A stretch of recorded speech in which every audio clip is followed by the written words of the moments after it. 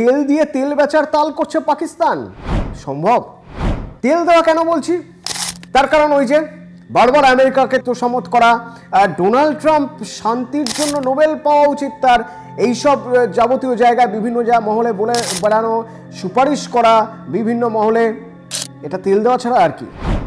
সবাই জানেন যে ডোনাল্ড ট্রাম্প যুদ্ধ থামানোর জন্য কোথাও কিছুই করেননি, বরং ব্যবসার বাইরে আর আমেরিকার স্বার্থের বাইরে কোনো কিছুই করেননি, বরং অনেক দেশের অনেক ক্ষতি করে গেছে, সেই দেশের অভ্যন্তরীণ সমস্যায় নাক গলিয়েছে। সেই ডোনাল্ড ট্রাম্প শান্তির জন্য নোবেল পাওয়া উচিত সুপারিশ কারা করছে? পাকিস্তান। এটা তেল দেওয়া নয়। তার বদলে তৈল ভাণ্ডার, নিজেদের তৈল ভাণ্ডার আছে, সেই তৈল ভাণ্ডার আমেরিকার হাতে তুলে দিচ্ছে তেলের বদলে তেল, তাই তো? কিন্তু কোন তৈল ভাণ্ডার, কোন তেল? আচ্ছা, আমার আপনার দেশে পেট্রোলের দাম কত? লিটার প্রতি পেট্রোলের দাম আমাদের দেশে জানেন? আপনি জানেন, আপনি যে শহরেই থাকুন আপনি জানেন। আমার শহর কলকাতা, আমি জানি 104, 5, 6 এর মধ্যেই ওঠানামা করবে। খুব বেশি বাড়লে কত হবে? কখনো 110 হবে, নামলে কত হবে? 102 হবে, 100 হবে। পাকিস্তানে লিটার প্রতি পেট্রোলের দাম হলো 272 টাকা। 1 লিটার পেট্রোলের দাম 272 টাকা। যে দেশের লোককে ভারতের দ্বিগুণ দামে বা 2.5 গুণ দামে তেল কিনতে হয়, সেই দেশের লোক বা সেই দেশ দাবি করছে তাদের কাছে বিপুল খনিজ তেল রয়েছে। কতটা রয়েছে না, হিসেব করলে নাকি দেখা যাচ্ছে যে পৃথিবীর যে কোনো দেশে যে পরিমাণ খনিজ তেল রয়েছে সবচেয়ে বেশি রয়েছে ভেনেজুয়েলার কাছে। তো সেই হিসেব দেখতে গেলে নাকি 4র্থ স্থান অধিকার করে ফেলবে পাকিস্তান। আর সেই সব তেলের ভান্ডার থেকে তেল তোলার জন্য, পরিশোধনের জন্য তারা আমেরিকার সঙ্গে চুক্তি করছে। কে দাবি করছেন? না, ডোনাল্ড ট্রাম্প পাকিস্তানের ভরসায় দাবি করছেন।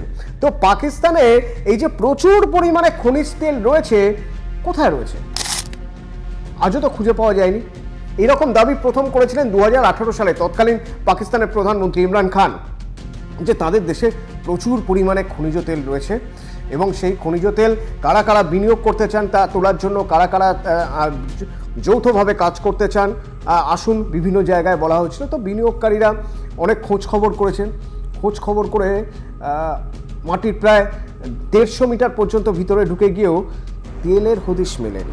আচ্ছা, এরপর 2024 সাল, এবার আর ইমরান খান সরকার নেই, এবার শাহবাজ শরীফ সরকার।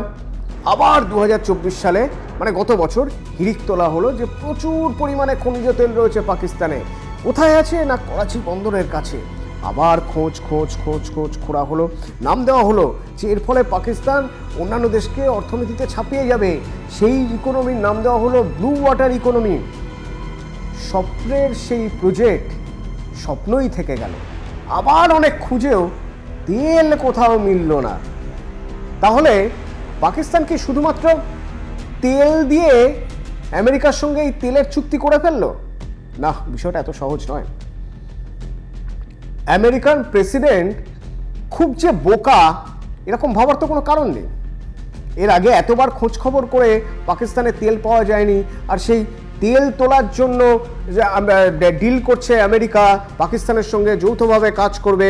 এবং নিজে টুইট করছেন, নিজে এক্স হ্যান্ডেলে লিখছেন যে এমনও তো হতে পারে যে পরিমাণ তেল পাকিস্তানের কাছে রয়েছে ভবিষ্যতে হয়তো ভারতকে পাকিস্তানের থেকে তেল কিনতে হবে। এইসব কথাগুলো কেন বলছেন? যদি সত্যি কোথাও তেল না থেকে থাকে তারপরেও এই কথাগুলো ডোনাল্ড ট্রাম্প বলতে পারেন, কারণ ডোনাল্ড ট্রাম্প জানেন তার আসল উদ্দেশ্য তেল খোঁড়া নয়, তেল খোঁজা নয়। তার আসল উদ্দেশ্য পাকিস্তানের বুকে যে পরিমাণে খনিজ সম্পদ রয়েছে, যে পরিমাণে খনিজ তেল রয়েছে, যে পরিমাণে গ্যাস রয়েছে, প্রাকৃতিক ঐশ্বর্য রয়েছে, সেগুলোকে নিজেদের হাতে তুলে নেওয়া। সবচেয়ে বেশি এই প্রাকৃতিক খনিজ কোথায় রয়েছে? রয়েছে সিন্ধ প্রদেশ আর বালুচিস্তানে। বালুচিস্তানের বিস্তীর্ণ এলাকা জুড়ে রয়েছে প্রাকৃতিক গ্যাস এবং প্রাকৃতিক খনিজ। এই জায়গায় আমেরিকার ঢোকা জরুরি। কেন ঢোকা জরুরি? কারণ আপনাদের মনে রাখতে হবে, বালুচিস্তান থেকে চায়না পাকিস্তান ইকোনমিক করিডোর যাচ্ছে একেবারে গদর বন্দর পর্যন্ত। যে ইকোনমিক করিডর চীনের জন্য অত্যন্ত গুরুত্বপূর্ণ। সমুদ্রপথ যদি ব্যবহার করতে পারে একবার চীন, তাহলে ইউরোপ বা অন্যান্য জায়গায় ব্যবসা করতে তাদের কতটা সুবিধা হবে। আর সেই জন্য এই গদার পোর্ট তাদের ভীষণ জরুরি।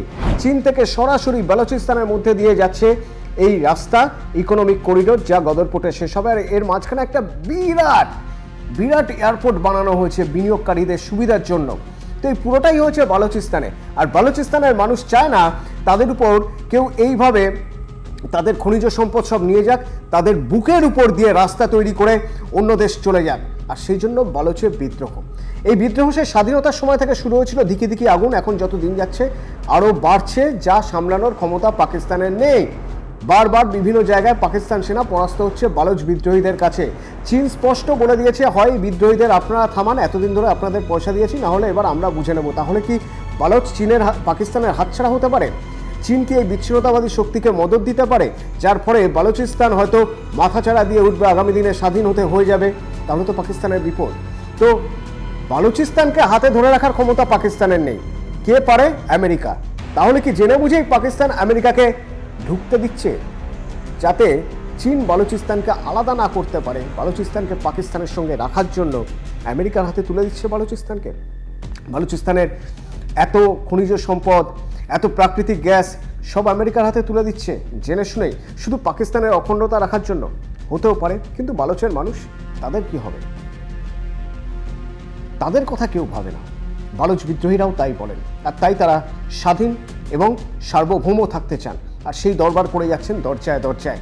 ভারতের কাছেও দরবার করেছেন তারা, এবং বিভিন্ন দেশের কাছে তারা তাদের স্বাধীন এই স্বীকৃতিটুকু দাবি করে যাচ্ছেন।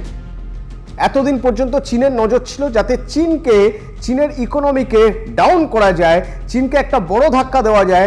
তার জন্য পাকিস্তানের সঙ্গে সাঁট করে এবার আমেরিকা বালুচিস্তানের ওই বিস্তীর্ণ জায়গায় তেল খোঁড়ার নাম করে ঘাঁটি গেড়ে বসে যাবে।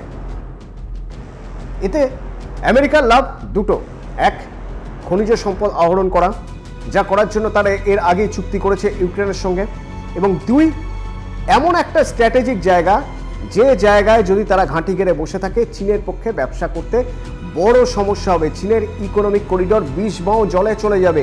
দ্বিতীয়ত, একেবারে চীনের গা ঘেঁষে দাঁড়িয়ে সেখানে চীনের উপর নজরদারি করা সম্ভব হবে, চীনকে প্রতি মুহূর্তে ভয় দেখানো সম্ভব হবে। 4 নম্বর হলো, চীন যে দেশগুলোর উপর প্রভাব ফেলেছে সেই সব দেশের উপর আমেরিকা এবার প্রভাব ফেলতে পারবে চীনের কাছে দাঁড়িয়ে। এই সব কিছু ভেবেই ডোনাল্ড ট্রাম্প বলেছেন যে তারা তেল তোলার জন্য চুক্তি করছেন পাকিস্তানের সঙ্গে। পাকিস্তানের কাছে বিপুল তেলের ভান্ডার রয়েছে। আদপে এগুলো সব লোক দেখানো। পাকিস্তানও লোক দেখাচ্ছে, আমেরিকাও লোক দেখাচ্ছে, আই ওয়াশ করছে। আসল গল্প হলো বালুচিস্তান দখল করতে চলেছে আমেরিকা। অর্থাৎ নামে বালুচিস্তান পাকিস্তানেই থাকবে, কিন্তু সেখানে যা দাদাগিরি সব কিছু করবে আমেরিকা। সেখানকার খনিজ সম্পদ, সেখানকার গ্যাস সব নিজেদের হাতে তুলে নেবে এবং চীনকে কড়া চ্যালেঞ্জের মুখে ফেলে দেবে।